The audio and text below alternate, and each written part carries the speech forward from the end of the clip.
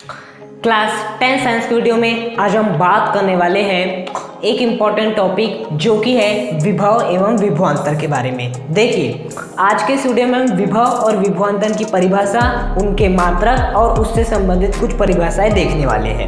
मैंने इसके पिछले वीडियो में विभव एवं विभवांतर का बेसिक मीनिंग क्या है, इसका वास्तव में अर्थ क्या होता है, विभव और विभवांतर को आप कैसे रिलेट कर सकते हैं अपने दैनिक जीवन से, अपनी लाइफ से, इसके बारे में मैंने पिछले वीडियो में बताया है, जिसका कि लिंक ऊपर आई टैब में आ रहा है, आप वहां पर जाकर देख सकते हैं। ओके, तो आज हम बात करने वाले विभव और विभवांतर की बेसिकली परिभाषा के बारे में, जो कि आपको एग्जाम में लिख कर आनी होती है। हाँ, तो सबसे पहले हम परिभाषा समझते बेसिकली आपके विभव की, कि विभव की परिभाषा वास्तव में होती क्या है। देखिए, हम एक विभव की परिभाषा को समझने के लिए हम क्या बना लेते हैं, बेसिकली एक चालक बना लेते हैं इस प्रकार से।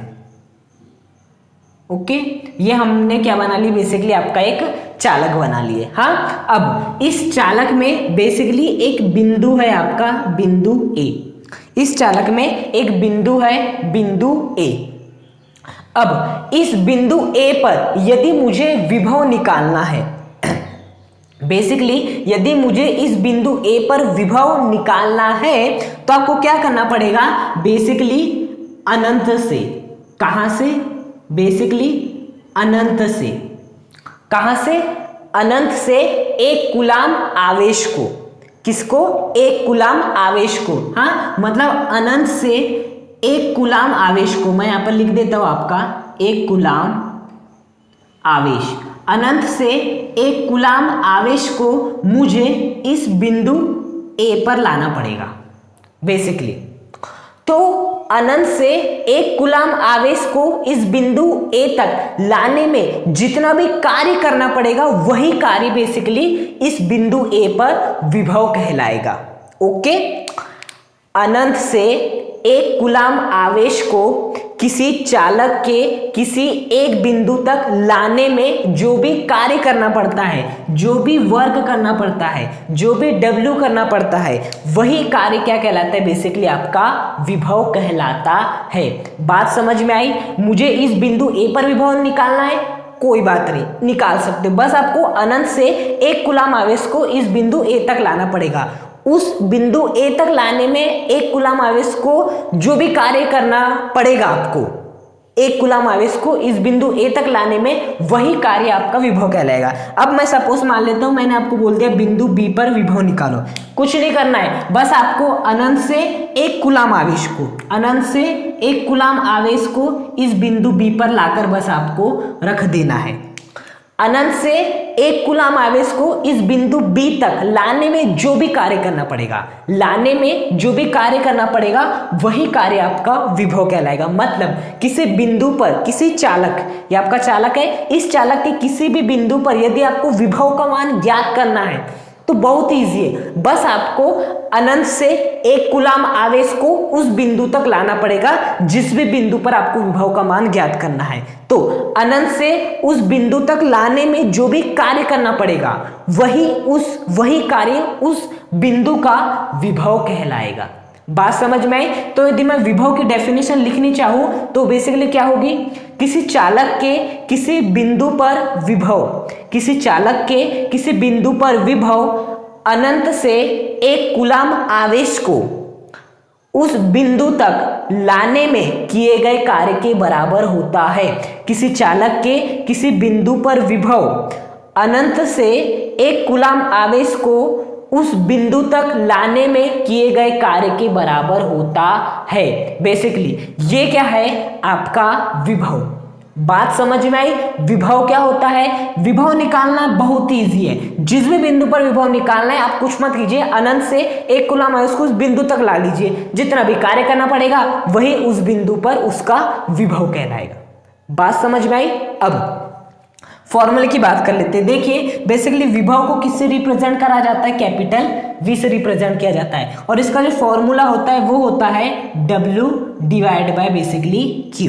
कितना होता है, basically W divide by Q।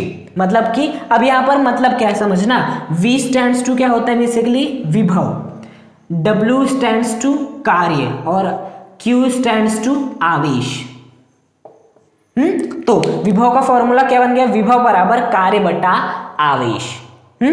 अब बेसिकली आप इस फॉर्मूले से भी इस विभव की डेफिनेशन बना सकते हैं। अब कैसे बना सकते हैं, आपको क्या करना है, यहां पर आवेश का मान 1 रख देना है, आवेश बराबर 1 रख दो। हाँ, तो देखो V बराबर क्या था, W अपॉन Q। अब Q के स्थान पे मैंने क्या रख दिया हूं, देखिए 1 रख दिया हूं। हाँ, तो W अपॉन 1 बेसिकली कितना होता है आपका, W होता है, मतलब एक प्रकार से विभव का मान किसके बराबर हो गया, W के बराबर हो गया। मतलब जैसे ही आपने आवेश को 1 कर दिए, जैसे ही आपने आवेश का मान 1 अंक कर दिए, 1 अंक कर दिए, एकांक कर दिए, जैसे ही आपने आवेश को एकांक कर दिए, तो बेसिकली जो कार्य है वो किसके बराबर आ गया, विभव के बराबर। और मैं यही तो बोल रहा था, अनंत से 1 कूलाम आवेश को, 1 कूलाम आवेश का मतलब होता है कि आवेश का मान 1 कर देना।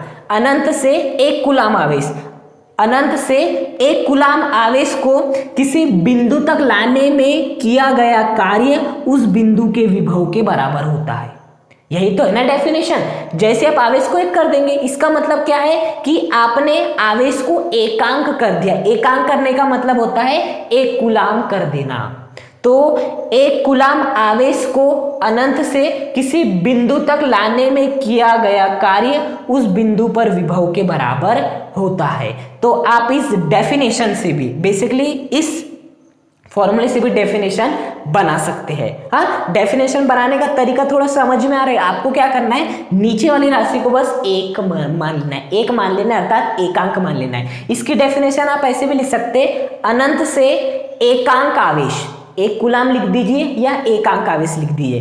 तो अनंत से एकांक आवेश को किसी बिंदु तक लाने में जो भी कार्य करना पड़ता है, अनंत से एकांक आवेश को किसी बिंदु तक लाने में जो भी कार्य करना पड़ता है, वही कार्य उस बिंदु पर विभव के बराबर हो जाता है। और यही तो आपकी बेसिकली डेफिनेशन है। हाँ, तो यहां से विभव बराबर क्या आ गया, कार्य बटा आवेश। अब हम इसके फॉर्मूले की बात करते हैं। तो फॉर्मूले के लिए बेसिकली आपको विभव का फॉर्मूला विभव का मात्रक निकालना है। तो बेसिकली आपको कार्य का मात्रक पता होना चाहिए। कार्य का मात्रक क्या होता है, बेसिकली जूलाम होता है, सॉरी जूल होता है। हाँ, और आवेश का मात्रक क्या होता है, बेसिकली कूलाम होता है।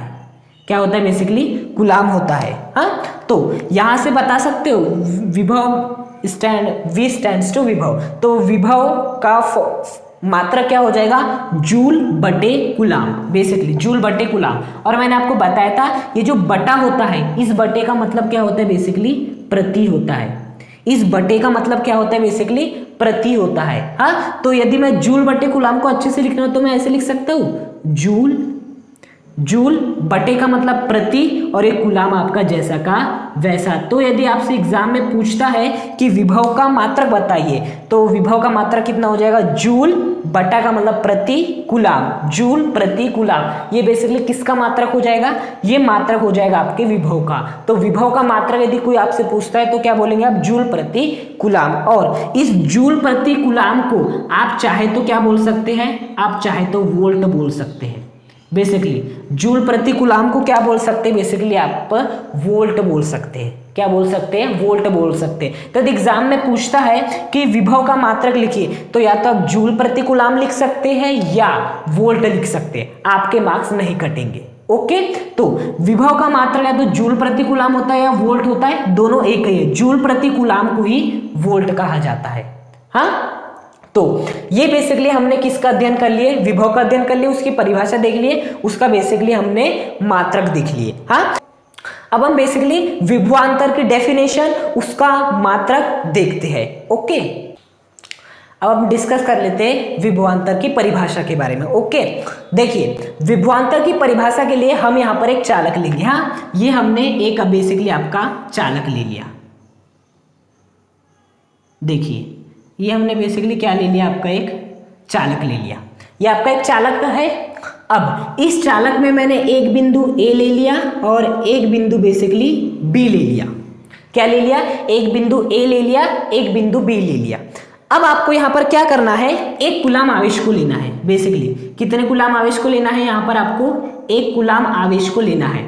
और उस एक कूलाम आवेश को इस बिंदु A से इस बिंदु B तक, इस एक कूलाम आवेश को इस बिंदु A से इस बिंदु B तक ले जाने में जो भी कार्य करना पड़ेगा, जो भी कार्य करना पड़ेगा वही कार्य, जो भी कार्य करना पड़ेगा वही कार्य विभवांतर के बराबर हो जाएगा। बस बेसिकली एक कूलाम आवेश को एक बिंदु से दूसरे बिंदु तक ले जाने में जो भी कार्य करना पड़ता है, एक कूलाम आवेश को एक बिंदु से दूसरे बिंदु तक ले जाने में जो भी कार्य करना पड़ता है वही कार्य विभवांतर के बराबर हो जाता है। यदि आप डेफिनेशन बोलना चाहेंगे तो किसी चालक के, ये चालक है, किन्हीं दो बिंदुओं के मध्य विभवांतर, इस बिंदु और इस बिंदु के मध्य मुझे विभवांतर देखना है, तो किसी चालक के किन्हीं दो बिंदुओं के मध्य, किसी चालक के किन्हीं दो बिंदुओं के मध्य विभवांतर एक बिंदु से दूसरे बिंदु तक एक कूलाम आवेश को ले जाने में किए गए कार्य के बराबर होता है।